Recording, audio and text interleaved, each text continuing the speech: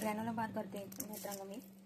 इथे मी काळे मनुके, आपले साधे मनुके, बेदाणे, अक्रोड, नंतर काजू आणि चिया सीड्स हे सगळं आता मी एकत्र करते. अजून मी थोडे ड्रायफ्रुट्स टाकणार आहे. बदाम टाकते, सनफ्लावर सीड्स टाकते,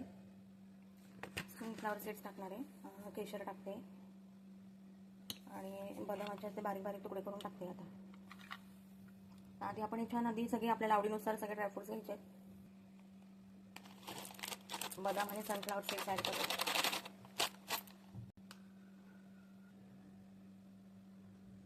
केशर पण घेतलंय.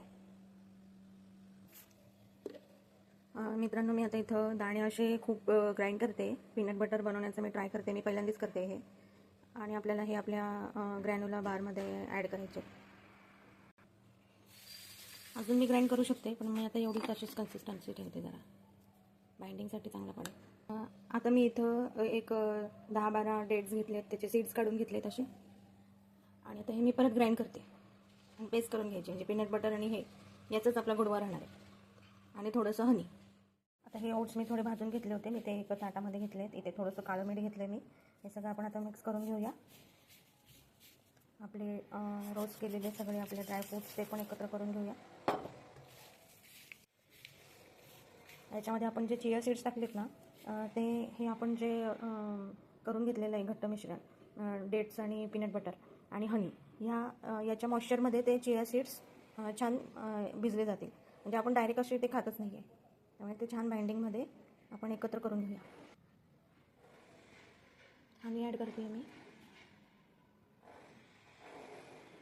याच्यामध्ये आपण कुठेही गूळ आणि साखर वापरलेली नाही.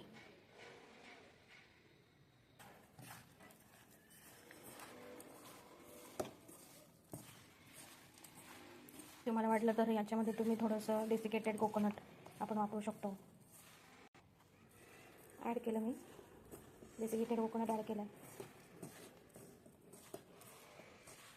म्हटलं करू शकतो, कशाला आपण ॲड करावं.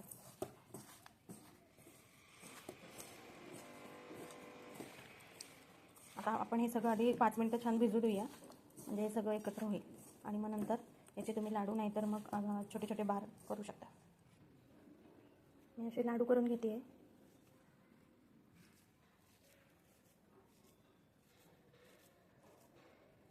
हे लाडू तुम्हाला तुमच्या मुलांच्या परीक्षा जर का चालू असतील तर त्यावेळेस तुम्ही त्यांना अवश्य देऊ शकता.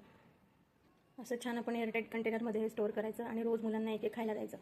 परीक्षेच्या वेळेस मुलांना जे काही टेन्शन येतं किंवा आता उन्हाळा चालू झाला आहे तर कमी खाण्यात येतं, तर हे खूप हेल्दी लाडू आहेत. तर मी नक्की ट्राय करा.